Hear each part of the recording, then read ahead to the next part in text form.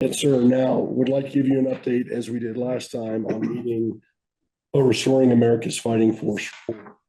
As discussed last time, we had established 3 task forces to make sure we were compliant with Secretary of War and POTUS's guidance on restoring America's fighting force.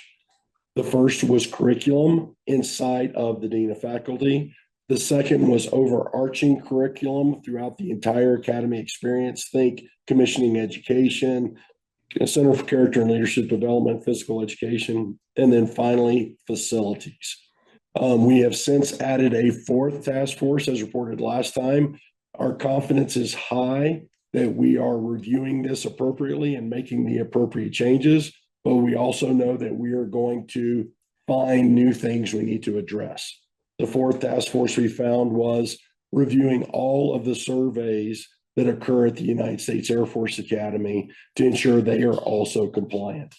And so I'd like to turn it over to 2 of my task force leads to just give a 2 to 3 minute update on how they approached it, starting with Colonel Hasted, acting dean, on a review of the curriculum. Good morning, everyone. I'm Colonel Steve Hasted, and just following up, thank you all for your time and for being here. Following up on some of the questions from our in-person POV held at the Academy a number of months ago, we led them to a very deliberate and comprehensive curriculum review process led by 3 O6s, each with different subject matter expertise, funneled everything through a large language learning model to identify anything that might be not in compliance with the executive orders and the direction on restoring America's fighting force. Through that process, we then broke that out further to push down to individual subject matter expertise at each department level. Ultimately, I think we provided the same summary then, but it resulted in a number of changes. And thanks to the BOV, we had some follow-ups queries from a course of instruction review on some word searches. There were areas where we had corrected and revised the curriculum that were not caught up across all pages referenced in our USAFA course of instruction. The comprehensive document that includes both our academic as well as training, all academic and training, education, and athletic and military requirements for USAFA. I think the big takeaway is that we feel confident that we are in compliance with all of this, and we also know that there might still be items that pop up as we identify them, both from internal processes as well as from external stakeholders. And we will continue to roll those back into the process for more deliberate review to make sure that we remain fully in compliance, and very deliberately so. From a curricular perspective, we also just completed our fall session of the Curriculum Review Committee. We'll have recommendations coming to the superintendent and the Academy board in the next couple of weeks. Some of these are just, we have a dynamic curriculum on purpose as the institution continues to evolve to both educational best practices within disciplinary norms, as well as the requirements of us as a national service academy. So some of those changes we'll see include things that we're deliberately doing within the realm of AI and adapting our curriculum, how we're revising things. We also have the permanent professor body is engaged in a very deliberate core curriculum review. This will be our first core curriculum review for about 15 years. We have COAs that we've presented to the superintendent recently. He is still considering, but looking at what we want to make sure we are doing deliberately from a core for all students, as well as potentially creating some space for additional requirements as the institutional and national requirements for our academy continue to be dynamic. All focused on the warfighters to win, leaders of character and quality, and critical thinkers to adapt. I'm sorry if there's anything else you need me to jump into there. Yeah, thank you very much, Colonel Hasted. Ms. Block, if you would give a quick touch point on how we review our facilities. Sir. Good morning, Representative Pfluger, and to the Board of Visitors. My name is Jennifer Block. I'm the Executive Director of Athletics, and I was the task force leader for the facilities review.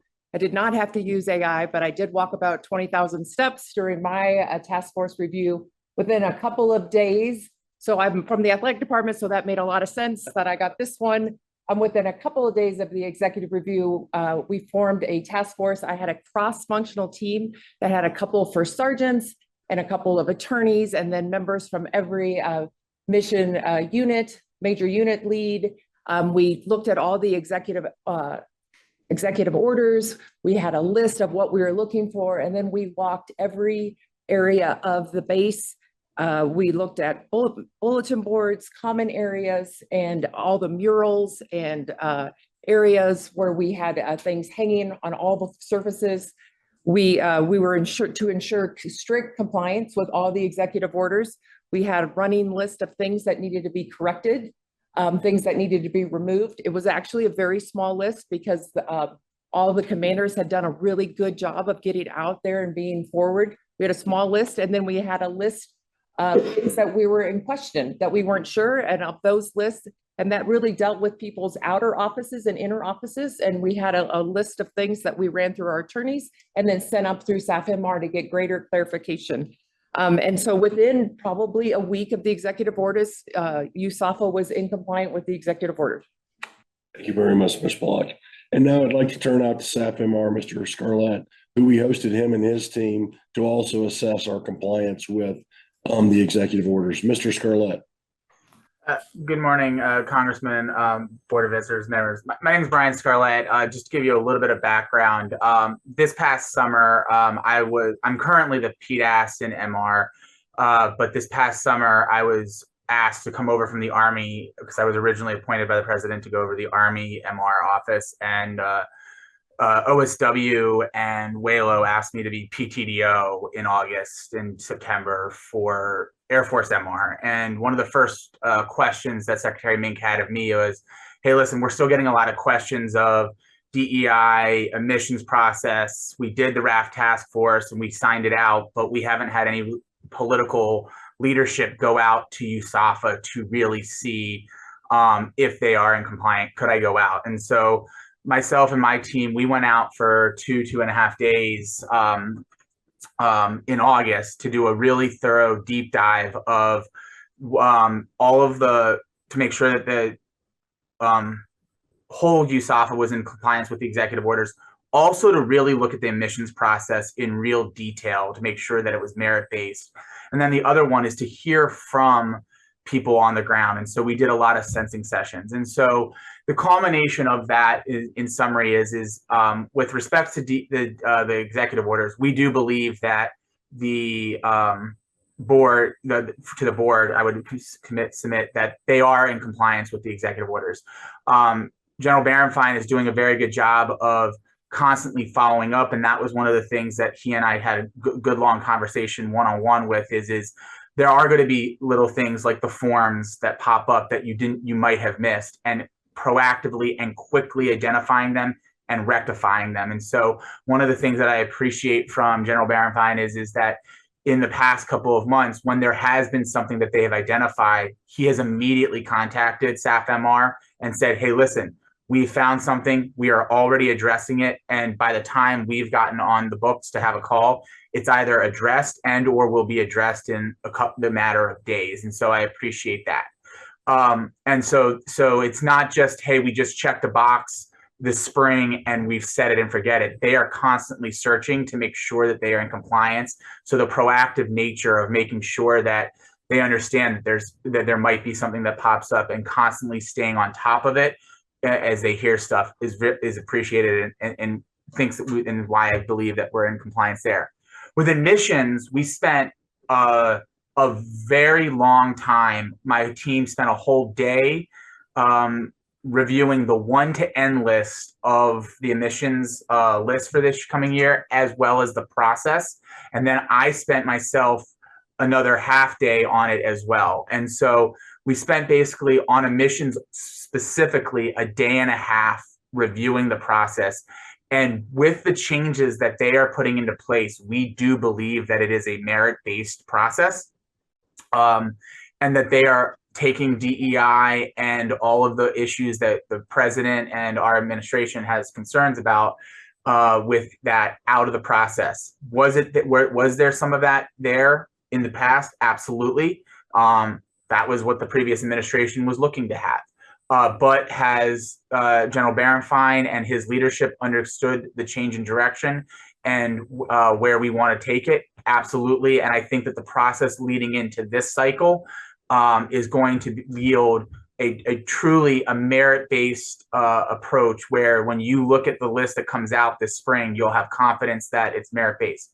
We are not done reviewing this piece though, because we are going to, myself and our team is going to go out this spring to observe some of the days where they actually go through the process of admitting people when the committee meets, so that we can watch how they go through their checklist and how they go through their merit-based approach. Not just to say on a piece of paper, X, Y, and Z is what we do, and this is why it's merit-based, but to actually watch it in practice.